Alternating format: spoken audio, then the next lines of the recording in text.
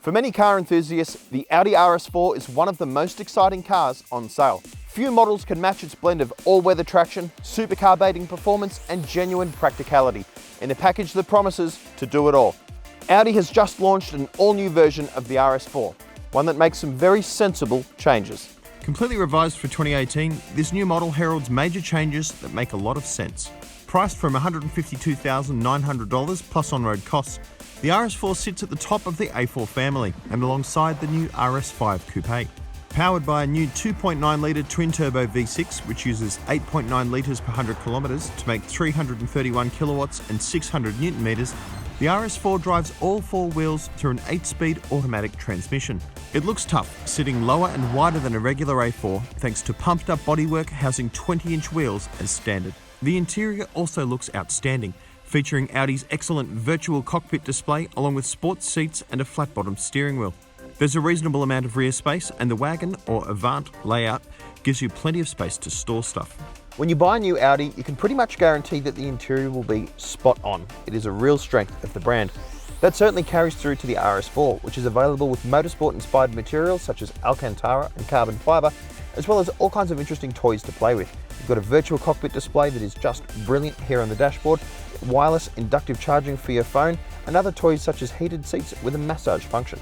That technology in the cabin is carried through under the bonnet, where there are two big changes. The first is a return to V6 twin-turbo power after 2 generations of free-revving V8 models. And the second is a switch to a regular 8-speed automatic transmission in place of a dual-clutch unit.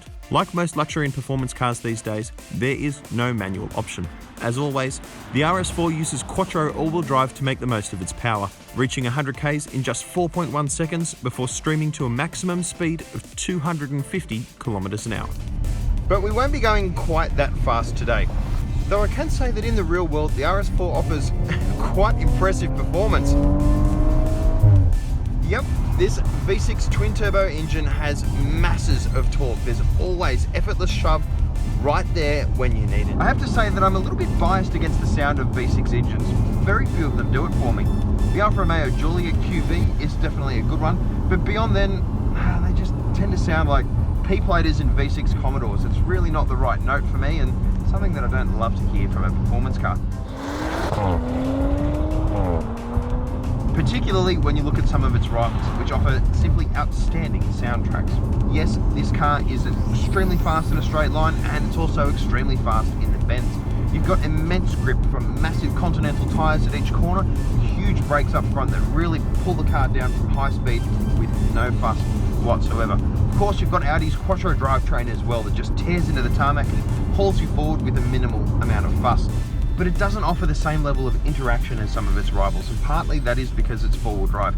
You'll never hold a little cheeky power slide coming out of a dry bend in the RS4, it just grips and goes. Like its RS5 sibling, the RS4 ultimately feels a little bit flat. Yes, it's comfortable, full of tech and much quicker than anybody really needs, but I miss the fizzing excitement of the previous model. This one doesn't quite feel alive. The last RS4 offered safe and predictable handling with a thrilling engine plucked from a supercar. This one offers safe and predictable handling with an engine that feels as though it belongs in an SUV, and I'm sure it'll find its way into one soon. The RS4 is fast, polished, and loaded with world-class tech. It's a car to respect, but I'm not sure it's a car to love.